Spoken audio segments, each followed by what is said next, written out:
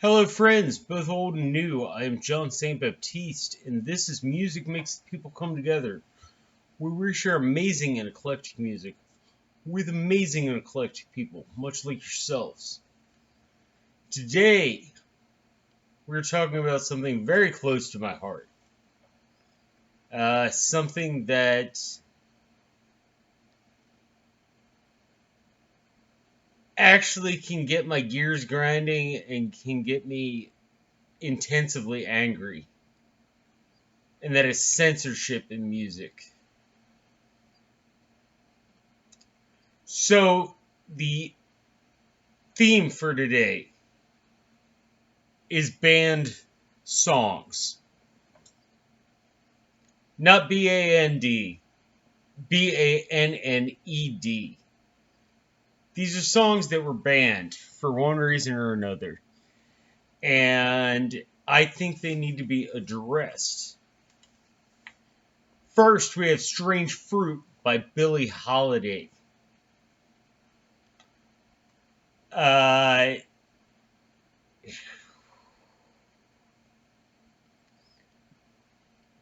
an angry black woman? You aren't allowed to be that? And she was kind of like, fuck you. I'm still going to record this song. And it is absolutely amazing. Came out in 1939. To me, and keep in mind I'm a jazz fan, so I'm a little biased. One of the most amazing and integral pieces of music of all time. By the way, if you enjoy this video, like, share, and subscribe. If you have any ideas or thoughts, leave them in the comment section down below. That's all the shameless self-plugging I'm going to do till the end of the video. So, second, we have You Don't Know How It Feels by Tom Petty. Let's get to the point. Why don't we roll another joint? This song got banned for that. This song got banned for saying that. Now, I don't know about any of you, but after I'm finished with this video, I'm going to get to the point and roll another joint.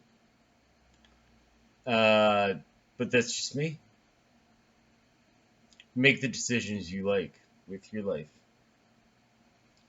After that, we have Will You Still Love Me Tomorrow by the Shirelles.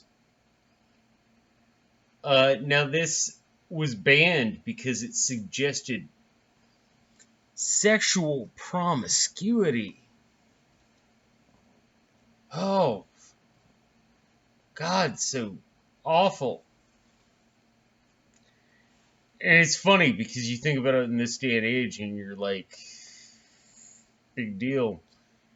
At the time, it was a huge deal. Also, it just kind of happens to be the first #1 single that was ever created by a black artist. And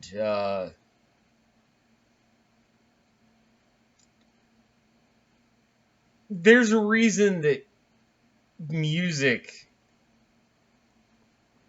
transcends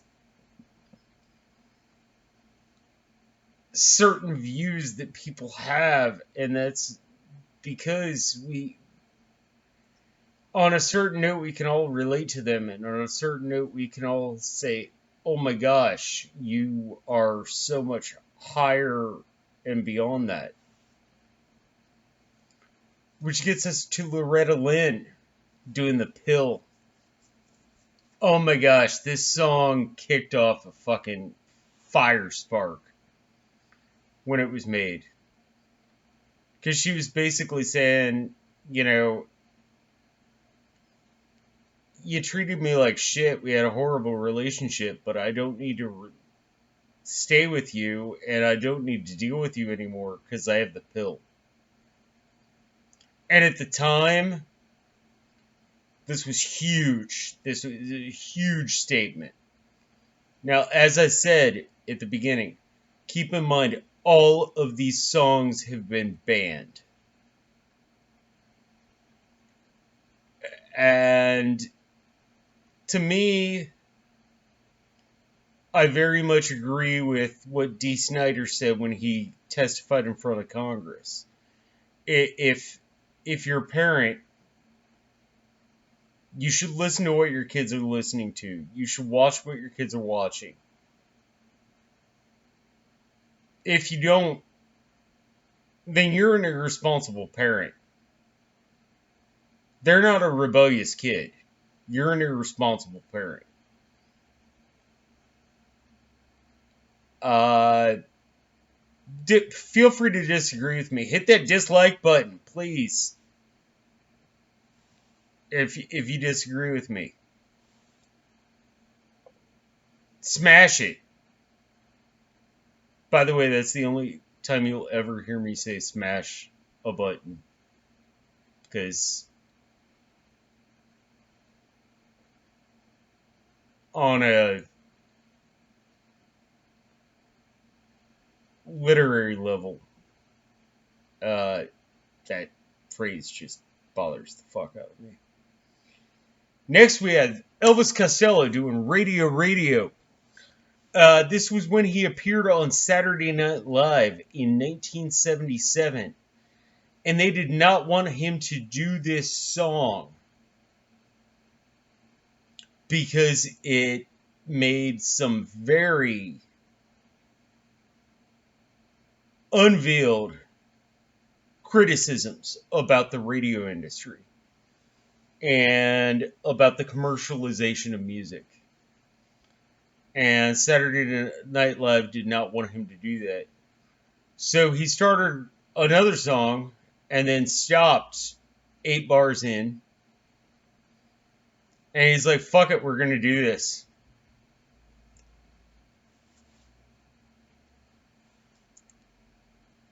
I love giving the prostate exam to anybody who wants to silence my fucking freedom of speech. Give him the prostate exam. You know? After that, we have the Kinks doing Lola. Oh, now, if you're not familiar with this track, it's about a young man meeting a woman and falling very in love with her. And then he finds out that she's not a woman. And this was banned from radio for a number of reasons. But here's the thing that you have to realize with all these banned songs, it actually makes them climb up the charts better. If I were a musician, I would want one of my songs to be banned. Just for that sole purpose of climbing up the charts. Because, oh, you banned me? Oh, okay, cool. Cool. Let's go ahead and play that game. Yeah, I'm offensive? Well, you just sold me like 30 fucking million records. So thank you for calling me offensive. I appreciate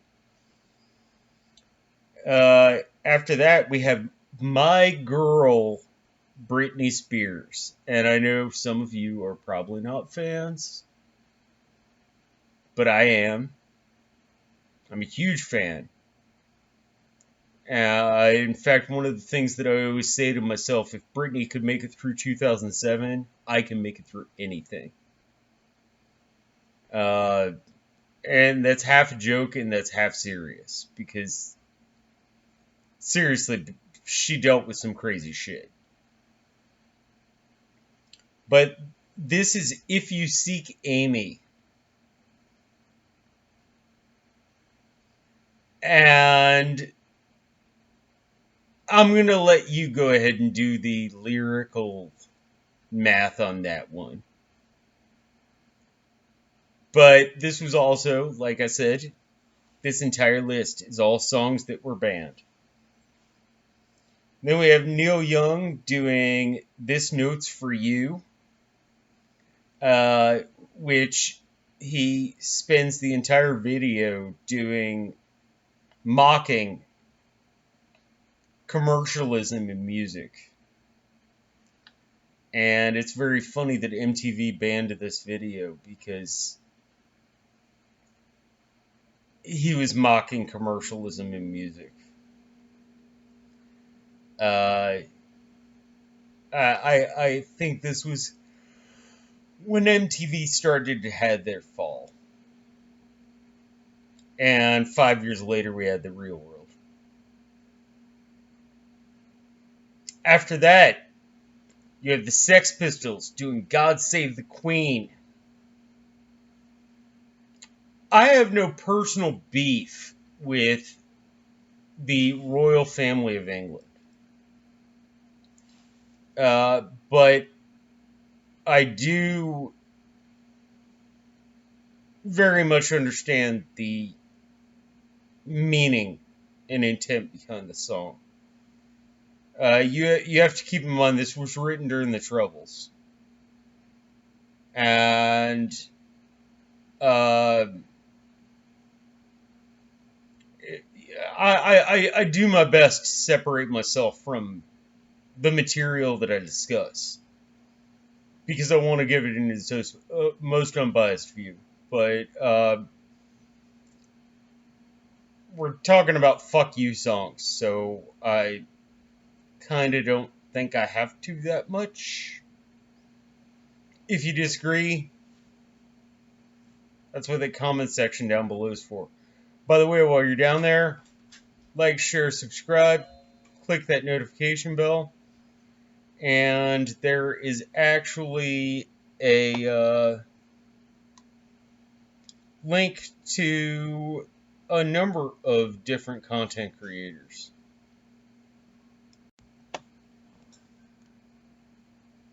Next, we have Satisfaction by the Rolling Stones. This song got banned because of a very well, the excuse that was given was a very minor sexual reference. What was actually the issue is that they were condemning the selling out of the music industry to companies. And that was the problem that radio stations had, is because that's how radio stations made their money back in that day, was off of these industries. And so any criticism about that, they were going to have a problem with. But like I said, you want the best way to get a song to number one? Please ban it. Ban it. It'll get right up to number one. In fact, I'm going to put out a song. My dad's coming over today. We're going to make a song. We're going to make it just offensive enough that you want to ban it. And then I'm going to get a million hits on YouTube. After that, we have Madonna doing Like a Prayer. Now, as a person of faith, I understand why some people had issue with this song and particularly this video. But I thought it was absolutely brilliant. I thought it was brilliantly done. And it actually moved me. It actually reinforced my faith a bit. Then we have Walk on the Wild Side by Lou Reed. Oh my gosh. Hey babe, take a walk on the wild side. This, I remember being a young kid and hearing this. And I didn't know half of what he was talking about. And then I remember being a young person and I knew everything he was talking about. And I was like, oh my freaking gosh. But you, amazing song. Absolutely amazing song. Then we have something that I wear on my arm. Wings doing Give Ireland Back to the Irish. It's and keep in mind this was written during the Troubles, so this is pretty explosive and confrontational at the time. But I think it worked, and I think it was right. And I do have to admit though that I have quite a bit of bias in that view. After that, we have Frankie Goes to Hollywood doing Relax. This song got banned more than anything for its record art. If you have it in your financial ability, pick up a copy of Relax by Frankie Goes to Hollywood, because it, especially at the time, 1981, was so, hey, I'm gay, I'm BDSM, and this is what I'm into. And we're going to write a whole freaking album about it. Deal with it or not. But yeah, amazing track. I absolutely love it. Finally, we're going to end with Wake Up Little Susie by the Everly Brothers. Now, this song was banned because it was considered a little too promiscuous at its time, which to us nowadays is probably hilarious, but at the time it was a pretty big deal, and it expressed it was yeah. There's nothing deep about this. It's the Everly Brothers. They're fucking awesome. Also, it was just like, hey, we just shagged in the movie theater and you passed out. So, it's really late and we need to get home. Absolutely brilliant, but at the time, oh my gosh, yes, it totally got banned from a number of radio stations. So I hope you enjoyed my collection of my favorite band music. Um, I'm going to go ahead and let you sit there and enjoy it. If you look down in the comment section below, you will find the playlist. In the meantime, first, oh, my shout out for this week. Check out Clueless Fangirl. Her name is Helen. She is probably more intoxicated than me and more knowledgeable about Lord of the Rings than me at any given moment, which both are very impressive.